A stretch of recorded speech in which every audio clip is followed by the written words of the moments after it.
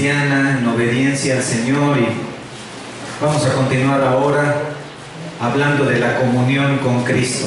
La comunión con Cristo.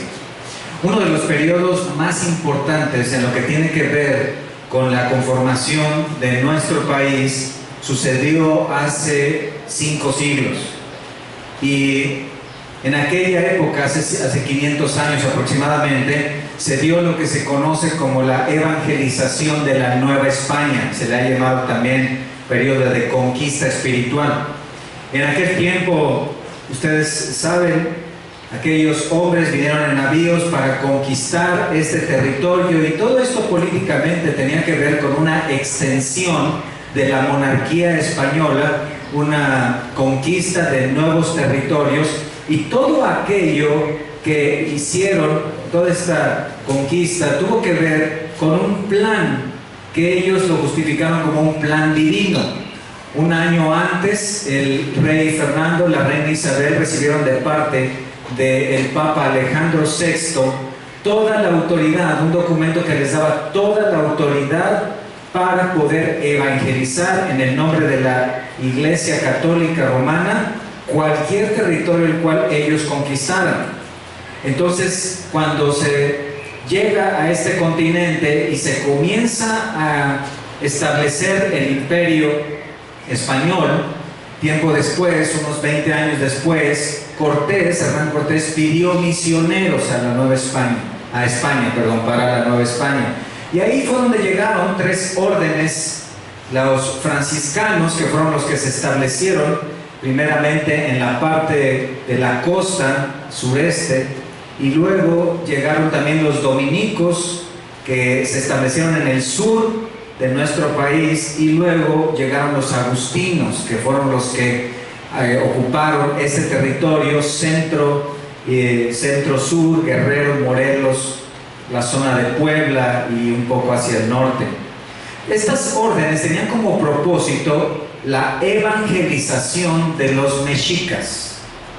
Y en 1521 el Papa León XI autorizó que estas órdenes, en el nombre del Reino de España, hicieran un plan de evangelización con el cual ellos ofrecieron a todos los indígenas una educación, una protección, una cobertura de parte del reino, en ayuda material, condicionado a que todos ellos dejaran a sus dioses, toda la mitología mexica, y entonces adoptaran los dioses que traía la evangelización.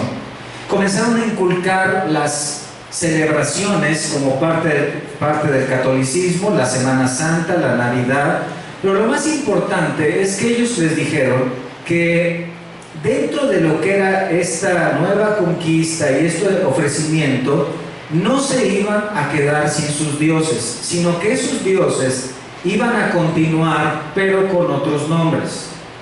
Así que el dios Quetzalcóatl, que era el principal dios de la mitología mexica, ese dios al cual ellos esperaban también como parte de su leyenda, y que en algún momento creyeron que era Hernán Cortés, el dios Quetzalcóatl fue llamado ahora Jesucristo. Así se le llamaría ahora, Jesucristo. Y luego también otro de los dioses importantes, Tlaloc, el dios de las lluvias, el dios de la prosperidad, el dios que regaba los campos y les daba todo el sustento para los mexicas, seguiría también siendo adorado. Pero ahora se le cambiaría el nombre ya en el castellano y se le llamaría el Niñopan, Y luego también habría una madre de todos los dioses, porque también así era considerada Tonantzin, una madre que también sería adorada, y esa se le llamaría ahora Guadalupe, y sería a partir de ese momento la Virgen adorada.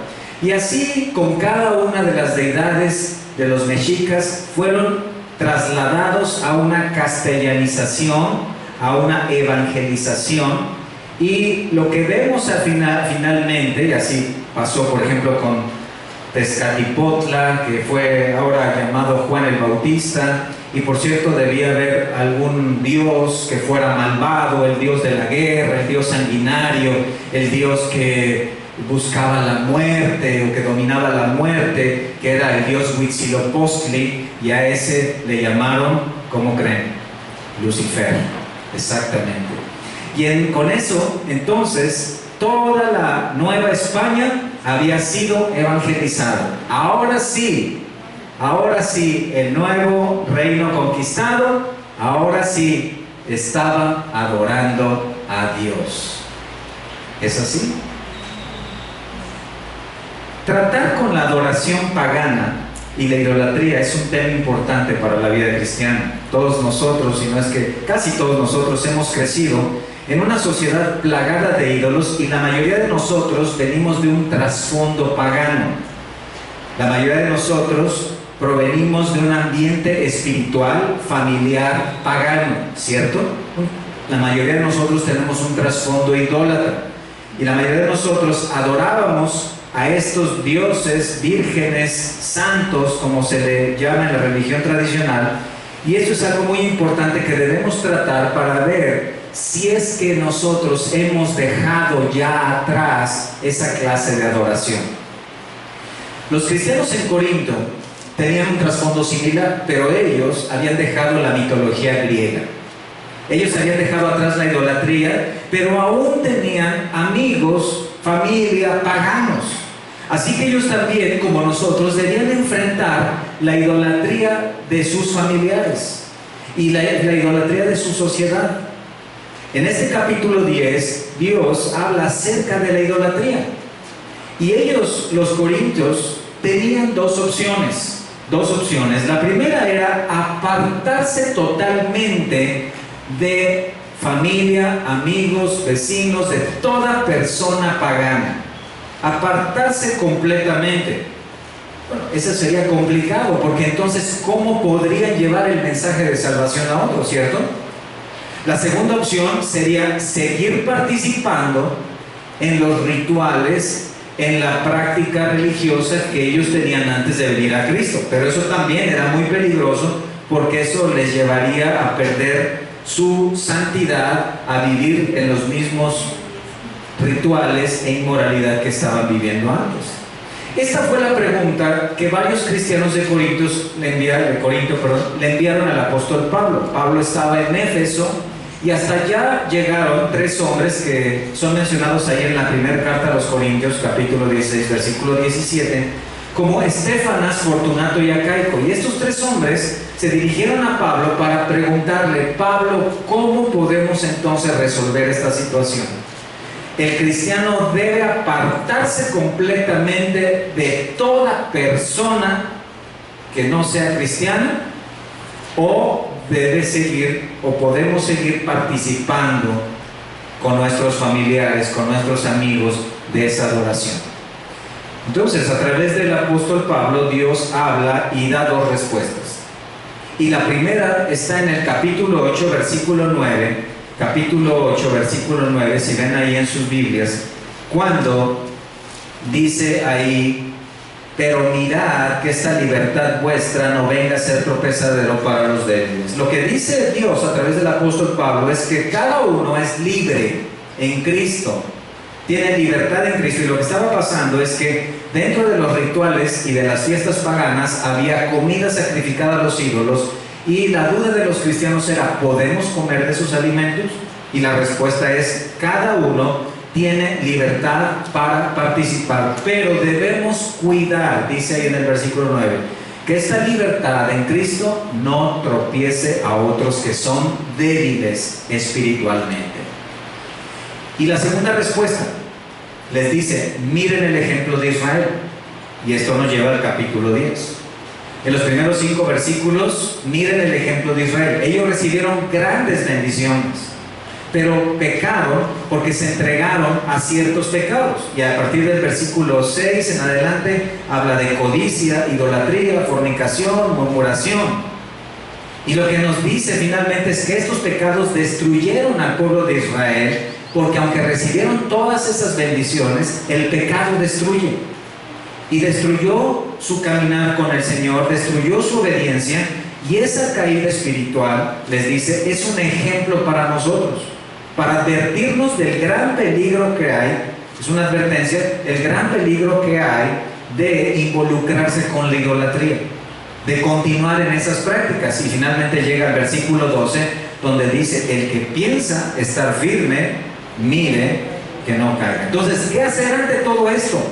Porque en ese momento la respuesta metía a algunos de la iglesia en un tipo de miedo y otros de frustración, porque la vida cristiana es muy difícil, es muy complicada, y miedo, y qué tal si caemos y nos pasa lo mismo que Israel, y algunos hasta en desesperación, porque antes de venir a Cristo no tenía esta clase de lucha y ahora me encuentro en una situación donde no sé qué hacer. ¿Qué hacer? Entonces les dice dos acciones. Número 1, versículo 13, reconoce en primer lugar que es posible enfrentar y vencer la prueba. No os ha sobrevenido ninguna tentación que no sea humana, sino fiel es Dios, que no os dejará ser tentados más de lo que podéis soportar o resistir. Puedes mantenerte en pureza, está diciendo. Puedes mantener la santidad porque tienes la victoria en Cristo, porque fiel es Dios. Él imita tus pruebas. Él te da los recursos espirituales que tú necesitas para enfrentar la tentación y vencerla. ¿Hay algo más que debemos hacer? Sí. Versículo 14 dice, huir de la idolatría. Y esto nos introduce a la siguiente sección en los versículos 14 al 22.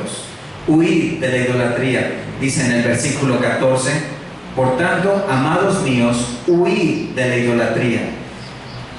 Vean aquí que este llamado a huir de la idolatría ya lo había dicho anteriormente, desde el capítulo 8 se está hablando sobre esto. La idolatría es adorar a dioses falsos, ángeles, vírgenes, hombres, animales, objetos materiales.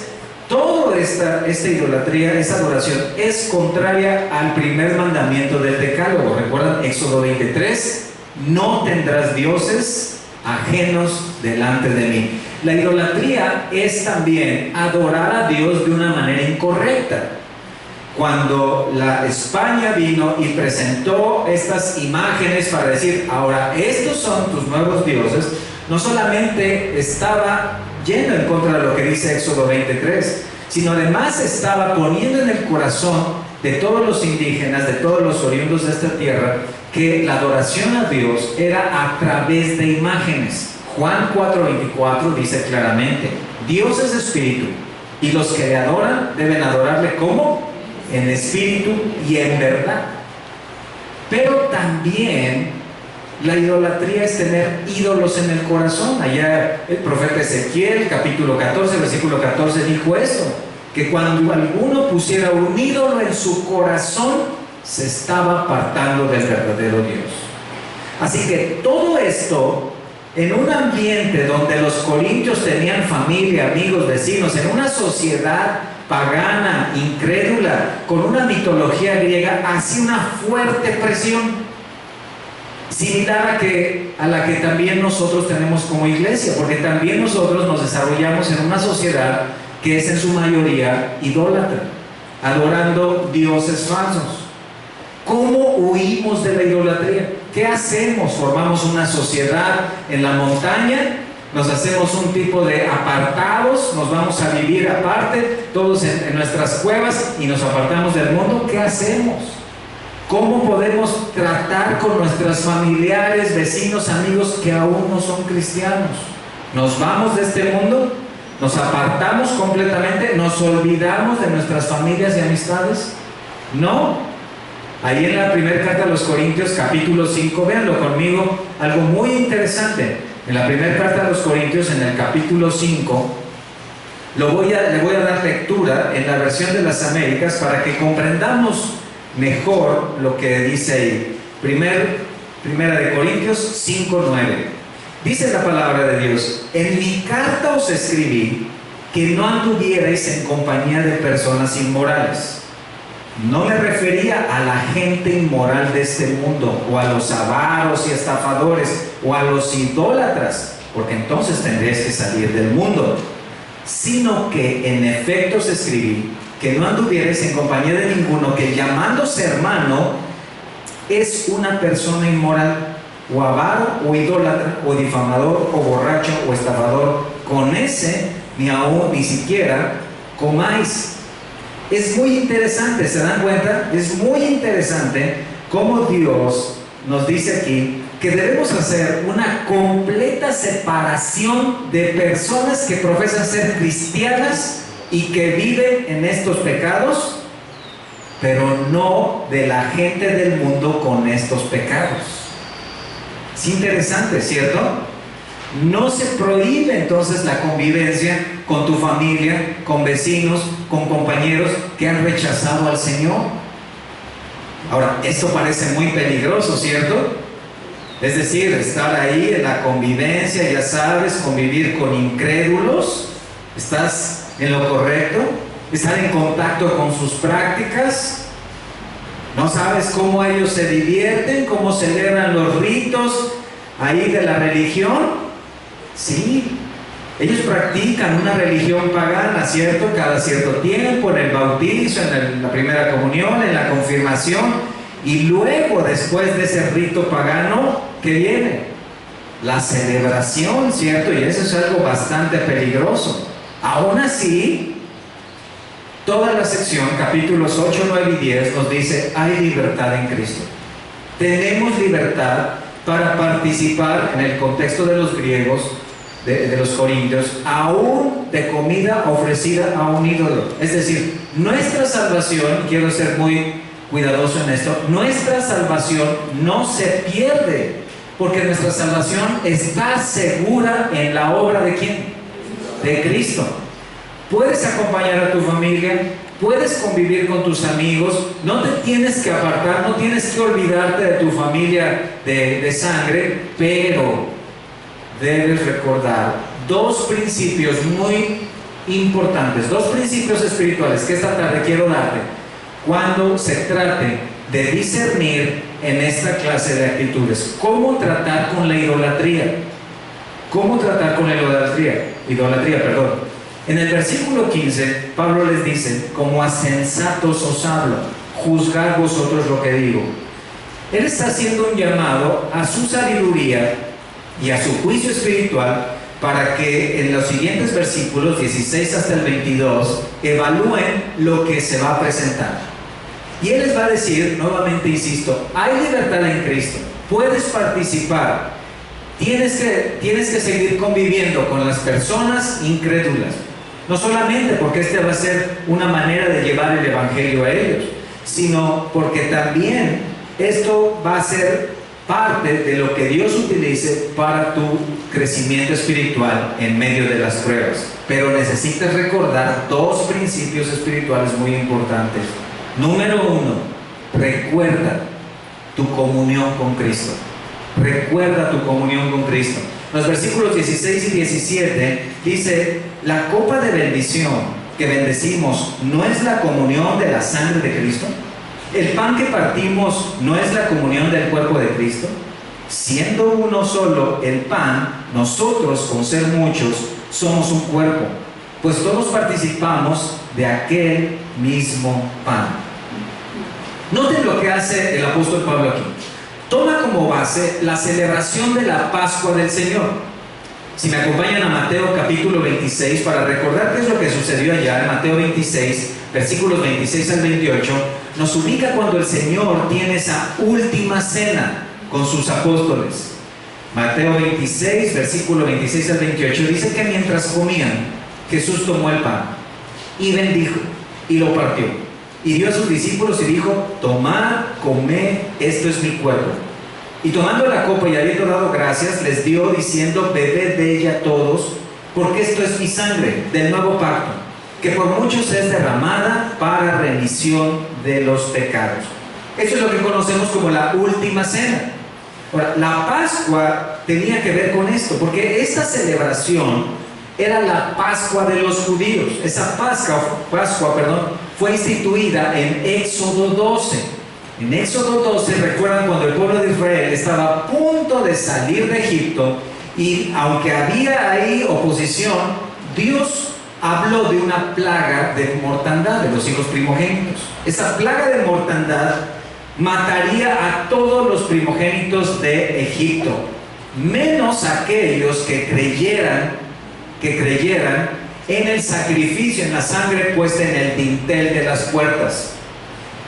El animal sería sacrificado y su sangre con esa se pintaría las puertas como una marca de fe en lo que Dios había dicho. La mayoría de los judíos, no todos, hicieron esto, y esto los libró de aquella plaga de mortandad. A partir de Éxodo 12, Dios mandó celebrar y recordar cómo Israel había sido salvado en Egipto de esta plaga de los primogénitos. A esta celebración se le llamó la Pascua. Era una celebración que se tenía que llevar a cabo la primera luna de primavera. Eran 7 días de celebración que comenzaban con la fiesta, o se unía a la fiesta de los panes sin levadura. Pero más importante que la celebración, escuchen, la Pascua era una sombra que apuntaba a la provisión de un Cordero Santo. El animal sacrificado en la Pascua y luego recordado año tras año era solamente un símbolo. ¿De qué? Del Cordero Santo que sería sacrificado en el tiempo futuro. ¿Cuándo sucedió eso? Sucedió con Cristo. Cuando Cristo estaba a punto de ir a la cruz, fue como ese Cordero. Juan 1:29, el Bautista dijo: este es el Cordero de Dios que quita el pecado del mundo, señalando a Jesús. Así que la Pascua entonces era una cena, un ritual judío en donde había diferentes panes y también un ritual de repetición en donde se tomaba 4 veces la copa. Incluso dentro de los escritos rabínicos se señalaba que la primera vez que se tomaba la copa era reconocer la bendición de Dios. La segunda ocasión era reconocer el juicio de Dios.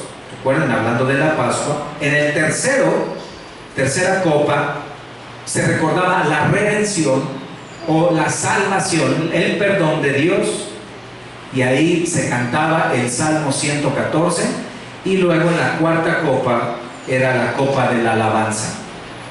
Se alababa a Dios por su gracia, por su perdón, por su salvación, y se terminaba cantando el Salmo 115. Cristo usó la tercera copa, la copa de la bendición, para establecer esto que estamos viendo aquí y que nosotros ahora le llamamos la Santa Cena. Incluso si notan ahí en el versículo 16, cuando Pablo dice la copa de bendición, esa palabra bendición es la traducción del término Eucaristía. Esta es la Eucaristía, y tal vez la escuchaste en el catolicismo varias veces, ¿cierto? Para pasar y tomar la Eucaristía. Y tal vez te acuerdas cuando te formabas ahí para recibir en tu boca esta Eucaristía. Pero aquí lo que estamos viendo es que esta copa a la que se refiere en el versículo 16 Pablo es más que una copa. Dice ahí en el versículo 16, la copa de bendición que bendecimos no es la comunión de la sangre de Cristo. Aquí es donde el catolicismo romano interpreta equivocadamente este pasaje para hablar de una transubstanciación, es decir, una transformación de la copa que el sacerdote sostiene en sus manos, para decir que en ese momento, de manera milagrosa, se convierte en la sangre de Cristo. Pablo está hablando aquí de manera simbólica. Él está diciendo que esa copa, esa tercera copa que el Señor utilizó, no está diciendo que era su sangre. La sangre de Cristo estaba en su cuerpo, sino que estaba simbolizando cómo su sangre sería derramada, como el vino es derramado de una copa, sería derramada para perdón de los pecados. Es en este momento donde el Señor toma la oportunidad y habla de su sacrificio. Y Él dice que el nuevo pacto tenía que ver, o se basaba en el pacto en su sangre. No significa que la sangre de Cristo realmente tenía poder. En la humanidad que Él venía, entendemos que Él tenía una humanidad al 100%. Y también tenía una deidad al 100%. Es lo que en algunos medios teológicos se ha llamado la unión hipostática. Cristo era 100% Dios y 100% hombre. Por lo tanto, su sangre era de la materia como lo es la nuestra. Entonces, ¿a qué se refiere este pasaje cuando dice la copa no es la sangre de Cristo? Él está hablando que la copa es un símbolo de la sangre de Cristo. Y esto es lo que sucede cuando nosotros celebramos la Santa Cena. La copa que tenemos en nuestras manos de ninguna manera se convierte en sangre, y menos en la de Cristo. Es simbólica. ¿Por qué? ¿A qué hace referencia esto? Bueno, lo que dice aquí muy importante, miren en el versículo 16, esta copa dice, no es la comunión de la sangre de Cristo. Vean esa palabra, comunión. Es decir, que a través de esa copa, tú y yo como cristianos nos identificamos, nos unimos en el significado de la sangre de Cristo derramada en la cruz para perdón de pecados. Amén. Su sangre nos limpió, y por cierto, su sangre nos limpia de todo pecado. Vean en la primera carta de Juan, capítulo 1, versículo 7, para que veamos cómo dice ahí el apóstol Juan: si andamos en luz, como Él está en luz, tenemos comunión unos con otros. Pero vean lo que dice al final del versículo 7, primero de Juan 7, 1:7. Y la sangre de Jesucristo, su Hijo, ¿qué? Nos limpia. Entonces, ¿de qué está hablando? ¿En que de momento que estás orando ahí confesando, de repente te viene un baño de sangre? No, ¿verdad? Entonces, ¿por qué dice nos limpia? Tiempo presente. Porque es mediante nuestra fe en el perdón de Dios y en la sangre de Cristo como Dios ve esa fe, mira esa fe y nos perdona y nos limpia. Y es lo que dice en el versículo 9: si confesamos nuestros pecados, Él es fiel y justo para ¿qué? Perdonar nuestros pecados y limpiarnos de toda maldad. ¿Por qué es que Dios nos limpia de esos pecados? Porque nosotros ponemos nuestra fe ¿en qué? En la sangre de Cristo. Aunque físicamente, obviamente, no está aquí con nosotros, pero nuestra fe de corazón en la sangre de Cristo es el elemento que nos trae el perdón de Dios. Ahora, si regresamos a nuestro pasaje en el 1 de Corintios capítulo 10, vean entonces cuando dice, ¿no es la comunión de la sangre de Cristo? Que es muy importante esta palabra, comunión. Antes de que continuemos en esto, vean rápidamente el versículo 17. Vean cómo, de manera paralela, pero con otro elemento, nos enseña el mismo principio. Siendo uno solo el pan, nosotros, con ser muchos, somos un cuerpo, pues todos participamos de aquel pan. Aquí en el versículo 17 es el pan, el cuerpo de Cristo. Ahora es lo mismo. Su cuerpo no era milagroso, aunque tal vez algunos se acercaron y tocaron su túnica y en ese momento fueron sanados, pero su cuerpo, 100% hombre, era un cuerpo como el tuyo y como el mío. ¿A qué se refiere este pan? Tampoco el pan es milagroso, es un símbolo de su entrega por nosotros. Cuando Él dijo, este es el pan, esta es la copa, en ese momento el pan y la copa no se convirtieron en carne y sangre. Eran símbolos que Él estaba presentando para mostrarles, así como el pan es quebrado, así mi cuerpo será quebrado como entrega para perdón de pecados. Es un símbolo de su entrega por nosotros. Hermanos, esta es la comunión con Cristo. Escuchen, Él se entregó por nosotros. ¿Quién dice amén a eso? Él se entregó por nosotros. Él entregó su cuerpo y su sangre como sacrificio para que fuéramos perdonados, ¿cierto? Este fue el último evento del Señor con los apóstoles. El pan y el vino entonces eran símbolos de su cuerpo y su sangre. No hubo transubstanciación. Pero más importante, ahora sí, vayamos al versículo 16 en esta palabra. Más importante dice, la comunión. ¿Qué es eso? La comunión es la unidad Cristo había estado ministrando por 3 años, anunciando su propósito de salvación, ya no los vería más, y en ese momento que Él compartió los símbolos con sus apóstoles, en ese momento esto expresó unidad. Y por cierto, tal vez estás pensando, bueno, ¿y qué de Judas? Bueno, aquí es donde nos ayuda el Evangelio de Juan, porque en Juan 13:30 nos dice que antes de que sucediera esta unidad a través de estos símbolos, Judas salió cuando el Señor le dijo, ve a hacer lo que tienes que hacer. Y en ese momento, esta unidad solamente se dio con sus apóstoles. Ahora, esto quedó tan marcado en sus mentes que fue parte de los memoriales de la iglesia. Vean por favor en la carta de Hechos, capítulo 2, versículo 46, Hechos 2, 46. Miren conmigo ahí cuando ya la primera iglesia nos dice, y perseverando unánimes cada día en el templo, y partiendo el pan en las casas, ahí está, comían juntos con alegría y sencillez de corazón. Partir el pan fue la frase que significó celebrar la Santa Cena, lo que nosotros le llamamos la Santa Cena, o en otros contextos, en otras culturas se llama la mesa del Señor. El argumento entonces de Pablo es este: tienes libertad, pero recuerda una cosa, tu comunión es con Cristo.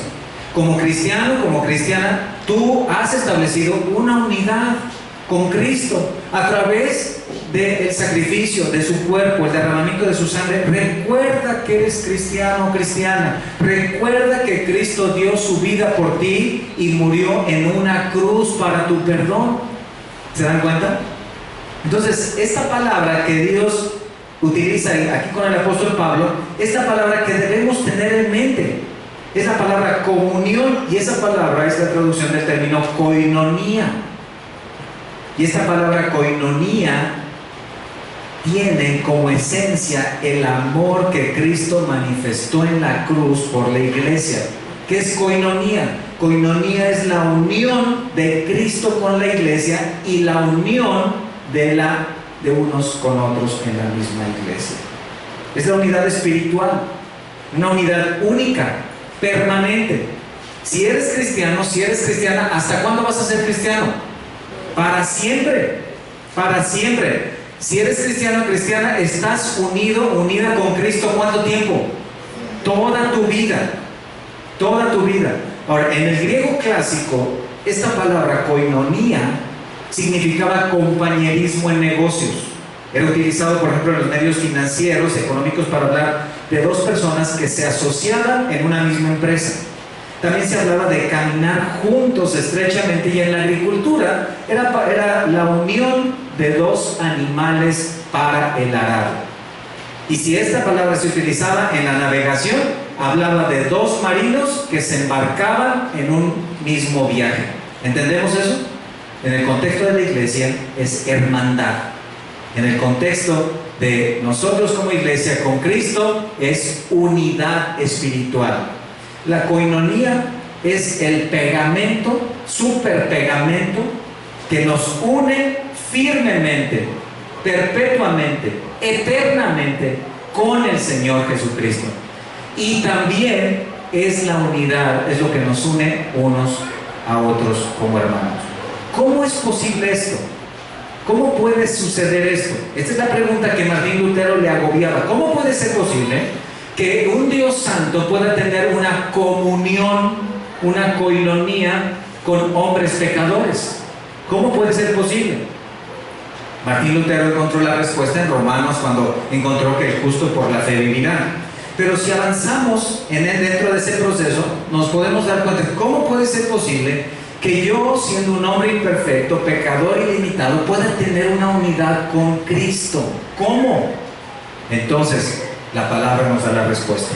El mismo Señor les dijo a los apóstoles en Juan 14, vean allá en sus Biblias, Juan 14, versículo 15 al 17. Versículo 16, Juan 14, 16 dice: y yo rogaré al Padre y os dará otro consolador para que esté con vosotros para siempre. ¿A quién? El Espíritu de verdad, al cual el mundo no puede recibir porque no le ve ni le conoce, pero vosotros le conocéis porque mora con vosotros. ¿Y qué? Y estará con vosotros. Vean ahora por favor en sus Biblias la carta a los Romanos en el capítulo 8, versículo 9. Porque quiero mostrarles cómo toda la evidencia bíblica de cómo es que podemos ser unidos a Cristo aún en nuestra imperfección. Romanos 8, 9 dice: mas vosotros no vivís según la carne, sino según el Espíritu, si es que el Espíritu de Dios mora en vosotros. Y si alguno no tiene el Espíritu de Cristo, no es de él. Vean ahí en el versículo 14, ahí mismo, versículo 14: porque todos los que son guiados por el Espíritu de Dios, estos son hijos de Dios. Pues no habéis recibido el espíritu de esclavitud para estar otra vez en temor, sino que habéis recibido el espíritu de adopción, por el cual clamamos ¿qué? Entonces es el Espíritu Santo el que viene a hacer esta obra en tu vida y en mi vida de unirnos a Cristo. El Espíritu vivifica nuestros corazones, nos da vida espiritual y nos hace un enlace espiritual con nuestro Padre. De manera que Él es el Espíritu que nos guía a la verdad, es el Espíritu que intercede en nosotros en nuestras oraciones, es el Espíritu que mora, sella, y es el Espíritu que nos garantiza la vida eterna con Cristo. Ahí en la primera carta a los Corintios, y regresamos a nuestro pasaje central en el capítulo 3, versículo 16, ya había dicho el apóstol Pablo esto: ¿no sabéis que sois templo de Dios y que el Espíritu de Dios mora en vosotros? Entonces, esto era motivación para que los corintios, al participar en algún momento con sus familiares, vecinos, y estar expuestos a una actividad idólatra, en ese momento los corintios pensaban: bueno, yo ya tengo comunión con el Señor, su Espíritu mora en mí, debo tener cuidado de no llevar al Espíritu Santo a donde no debe ser. Debo tener cuidado de no involucrarme en ciertas prácticas, porque ahora el Espíritu Santo, Dios mismo, mora en mí. Capítulo 6, versículo 19, mírenlo ahí nuevamente. 6, 19, estamos ahí en 1 Corintios, cuando dice: ignoráis que vuestro cuerpo es templo del Espíritu Santo, el cual está en vosotros, el cual tenéis de Dios, y que no sois vuestros. Hablando corporativamente, el Espíritu Santo también mora en la iglesia. Y luego capítulo 12, aún no hemos estudiado ese pasaje, pero veámoslo rápidamente. Capítulo 12, versículos 12 y 13, cuando dice: porque así como el cuerpo es uno y tiene muchos miembros, pero todos los miembros del cuerpo, siendo muchos, son un solo cuerpo, así también Cristo. Y miren lo que dice el 13: porque por un solo Espíritu fuimos todos bautizados en un cuerpo, sean judíos o griegos, sean esclavos o libres, y a todos se nos dio a beber de un mismo Espíritu. ¿Cómo es que somos unidos entonces con Cristo? A través de su Espíritu. Una misma fe, un mismo evangelio, una misma comunión. El Espíritu nos une como iglesia en fe, en palabra, en servicio, y es lo que dice Pablo en el capítulo 10, versículo 17: todos participamos de aquel pan. ¿Quién es ese pan? Yo soy el pan de vida, dice él.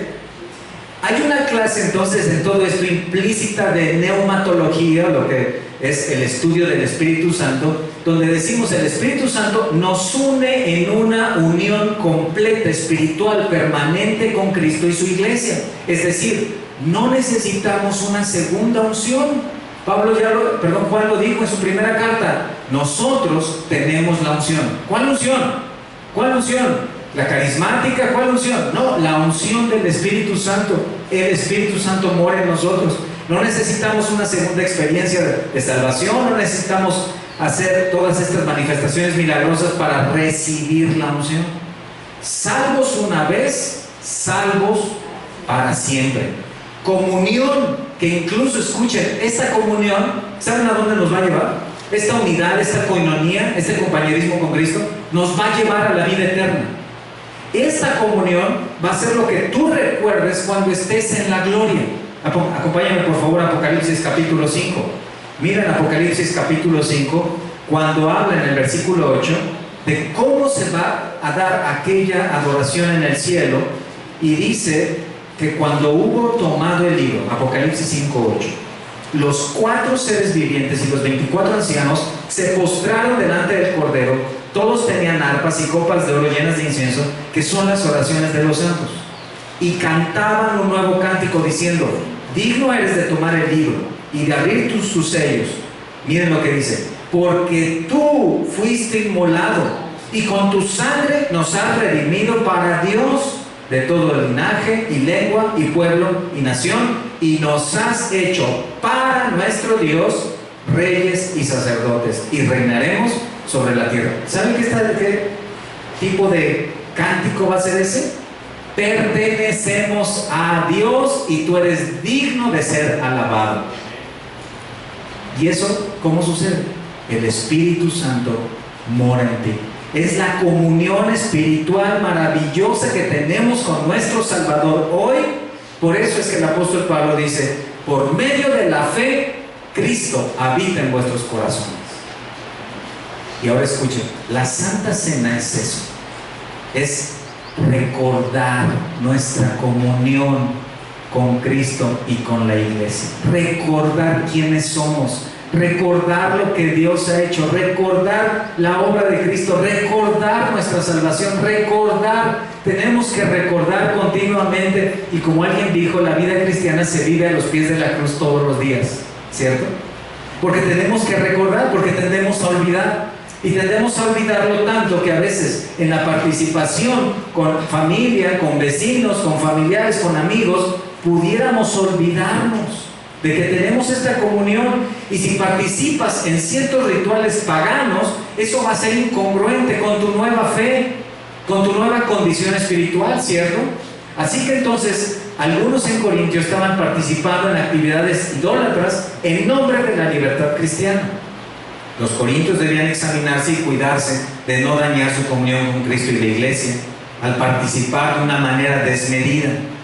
Una persona me preguntaba que cómo puede ser posible que un cristiano pueda en algún momento volver a entrar a una de las iglesias de la religión que había profesado, de la religión tradicional.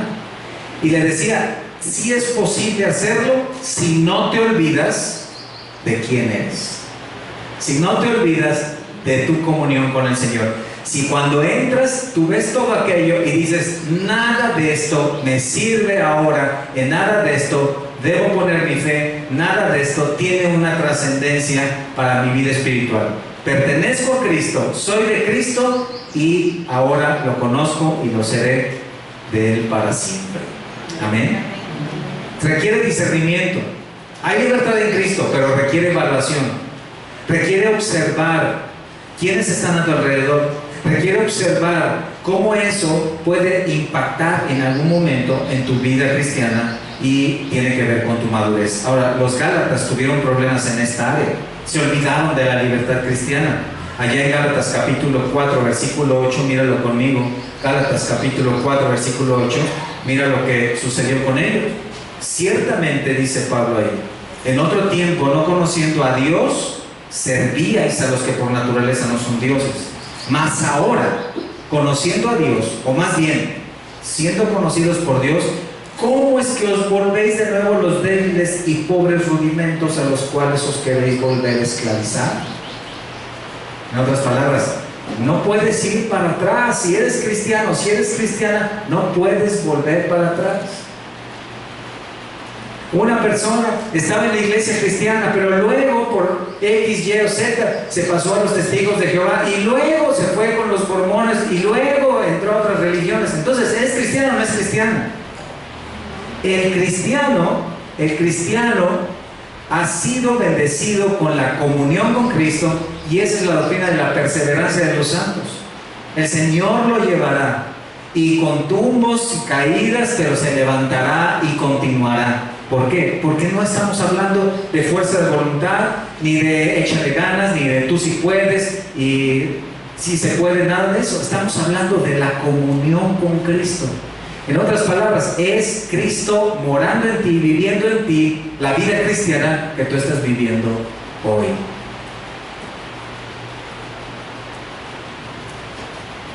Pero hay una segunda motivación, en la que vemos en los versículos 18 al 22. Esto prácticamente es un tipo de recordatorio, porque ya Israel ya había servido de ejemplo negativo en los pecados que permitieron. Los versículos 18 al 22, ahora Pablo les dice, miren a Israel, versículo 18, mirad a Israel según la carne. Miren a Israel, Es otra ilustración. En los sacrificios que Israel presentaba, parte de sus sacrificios eran para el sacerdote, parte se quemaban en el altar y parte, escuchen, eran dados a la familia para que la familia los consumiera. Vayan a Deuteronomio capítulo 12. En Deuteronomio capítulo 12, vean conmigo ahí, versículo 6. Y allí llevaréis vuestros holocaustos, vuestros sacrificios, vuestros diezmos y la ofrenda elevada de vuestras manos, vuestros votos, vuestras ofrendas voluntarias y las primicias de vuestras vacas y de vuestras ovejas. Y vean el versículo 7. Y comeréis allí delante de Jehová vuestro Dios. ¿Y qué? Y os alegraréis vosotros y vuestras familias en toda obra de vuestras manos en la cual Jehová tu Dios te hubiera bendecido. ¿Te das cuenta? Ahí, en ese momento, había una comunión entre el sacerdote que era bendecido con parte de la ofrenda, Dios que recibía la ofrenda, y el ofrendante que también se gozaba y se alegraba consumiendo parte de la ofrenda. En ese momento había ahí una unidad, una unión espiritual a través del sacrificio del animal. Nuevamente, cada uno de los sacrificios del Antiguo Testamento eran una sombra que apuntaba al sacrificio máximo del Cordero Santo, Cristo. Aquí lo que estamos viendo entonces es que adorar es identificación, es comunión, es unidad. Entonces, si algo más se involucra de las prácticas idólatras, eso es algo muy peligroso. Entonces, Pablo da la segunda razón por la cual debes tener mucho cuidado en estas prácticas idólatras. Versículo 19, cuando dice: ¿qué digo pues? ¿Que el ídolo es algo o que sea algo lo que se sacrifica a los ídolos? ¿Qué está diciendo? Lo mismo que ya dijo anteriormente en el capítulo 8, versículo 4, que un ídolo, escuchen, un ídolo no es nada, no existe. Un ídolo, una virgen, un santo, cualquier tipo de ídolo en el mundo no existe, está en la mente, es creado, es como un tipo de, perdón por defraudarles en eso, pero es como un tipo de superhéroe. Los superhéroes, ya lo dijimos, no existen. Sé que algunos somos partidarios de uno u otro y ya están muy de moda, pero no existen. Surgieron de la mente de un ingenioso, inteligente escritor, dibujante, que lanzó estos superhéroes y ahora todos, sobre todo los chicos, están ahí entusiasmados porque estos superhéroes son lo máximo, ¿cierto? Y esperando el último lanzamiento de los superhéroes, pero así son los ídolos. Esas figuras que están ahí, de personas, esas figuras no tienen realmente ninguna clase de vida. En el capítulo 8, versículo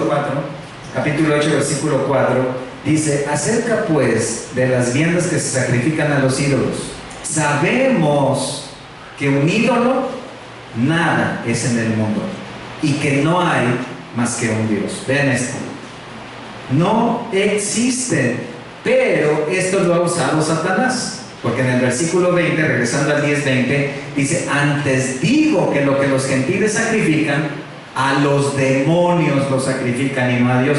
Satanás ha utilizado esto para decir que los ídolos sí existen. Esta es una revelación tremenda de la obra demoníaca, ¿cierto? Un ídolo no es nada.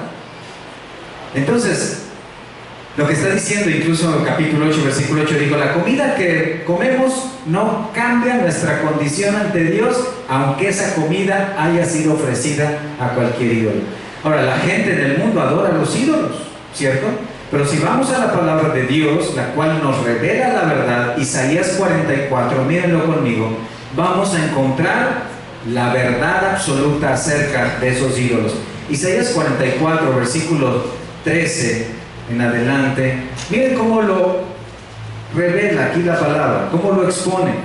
Dice en el versículo 13, Isaías 44: el carpintero tiende la regla, lo señala con almagre, lo labra con los cepillos, le da figura con el compás, lo hace en forma de varón, a semejanza de hombre hermoso para tenerlo en casa. Corta cedros, toma ciprés y encina que crecen entre los árboles del bosque, planta pino que se cree con la lluvia.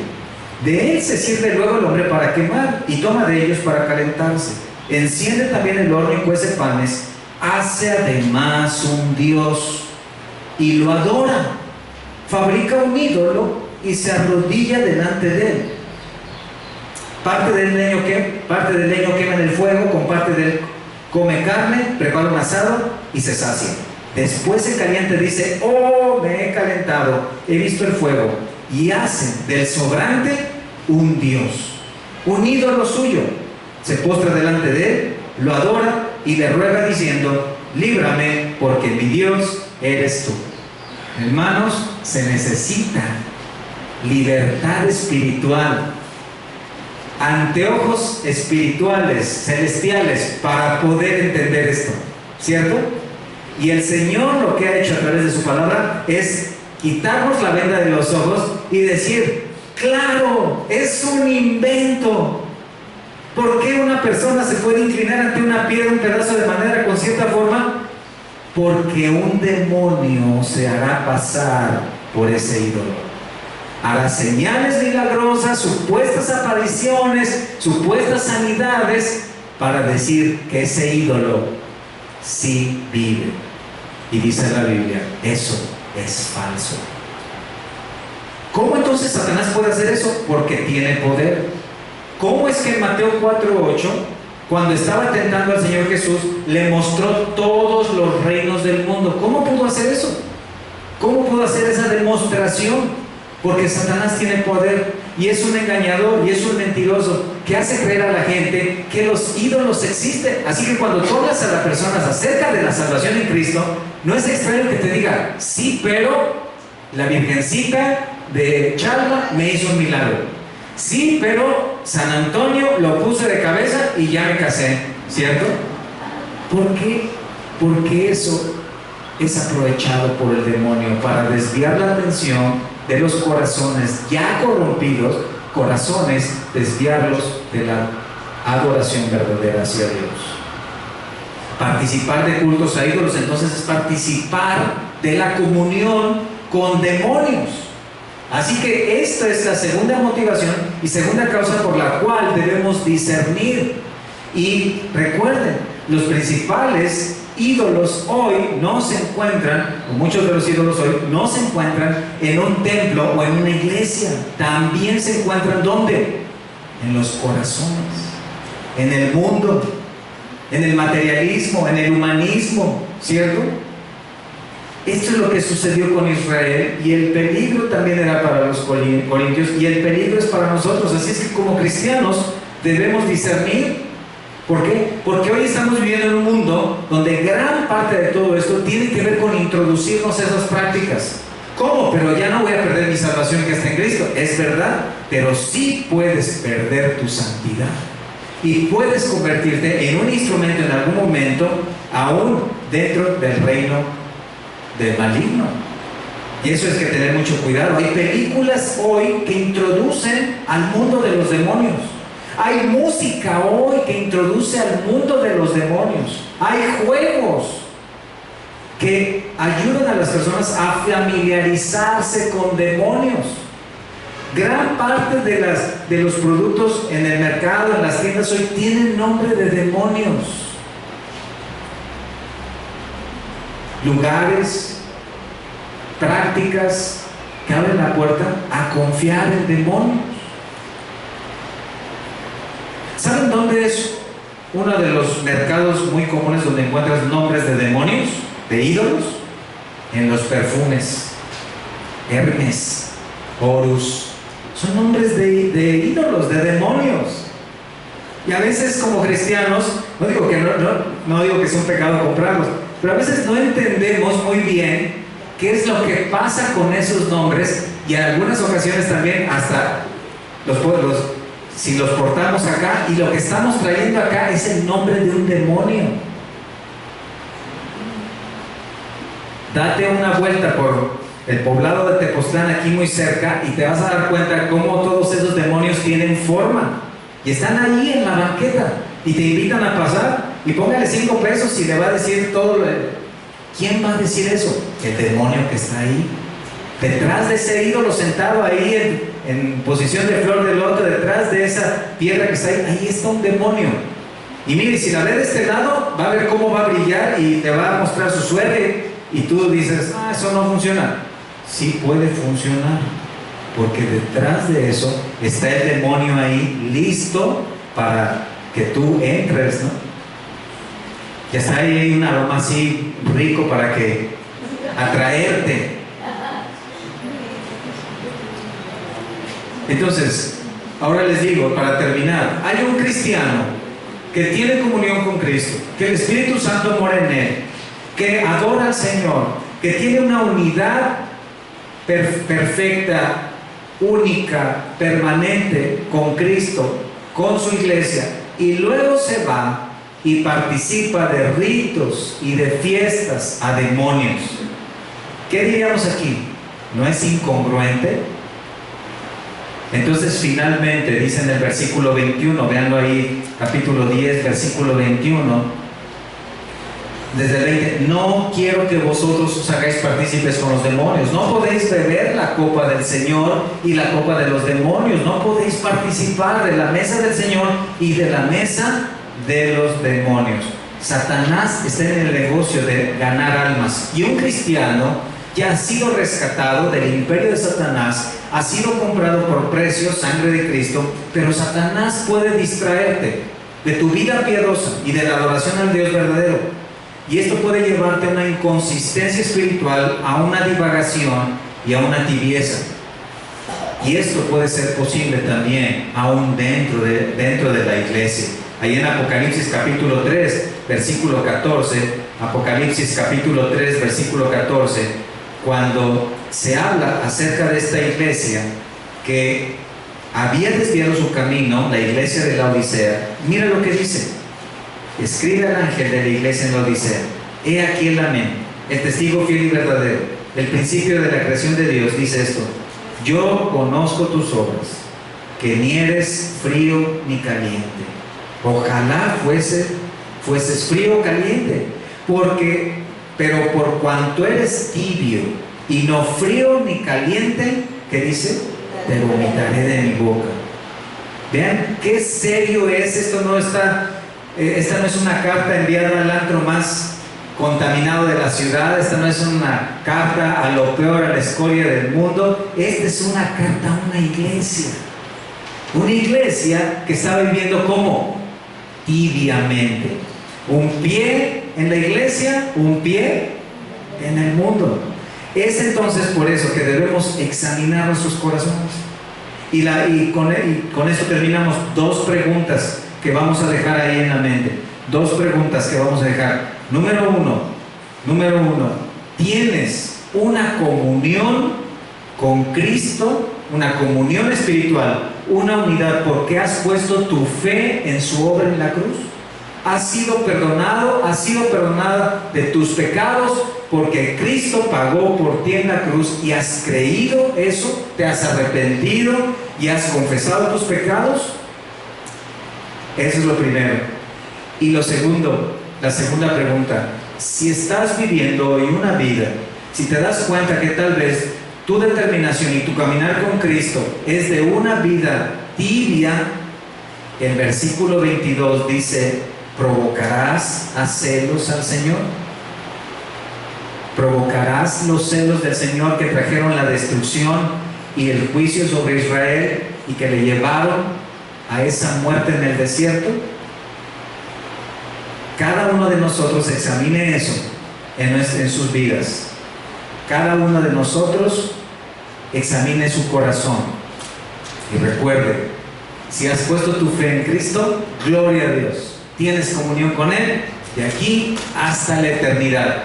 Si no has puesto tu fe en Cristo, ahora es el día de salvación. Ahora ven a Él, confiesa tus pecados, arrepiéntete, pon tu fe en el Señor. Amén. Padre, gracias por este tiempo que nos has dado en tu palabra, y gracias porque nos das la bendición de reconocer esa obra espiritual que has hecho en nuestras vidas. Gracias, Señor, por tu Espíritu que mora en nosotros y que nos une a ti y a nuestros hermanos para siempre. Y te pedimos tu gracia para vivir con discernimiento, evaluando nuestras vidas delante de ti y en base a tu palabra. Y Señor, si hay alguien esta tarde que no está viviendo en esa comunión contigo, si solamente ha estado viviendo una religión basada en actos, en ritos, te suplico, Señor, que mediante tu Espíritu le muestres la verdad, le convenzas del pecado que hay en su vida, del juicio que pende sobre ese pecado, de tu justicia perfecta, y que también le reveles por medio de tu Espíritu a nuestro Salvador en la cruz, para su salvación, en tu misericordia. Padre, te damos gracias por este tiempo que nos has dado de adoración y alabanza a tu nombre, y te pedimos nos alientes cada día a vivir más y más caminando en tu verdad, en Cristo Jesús. Amén.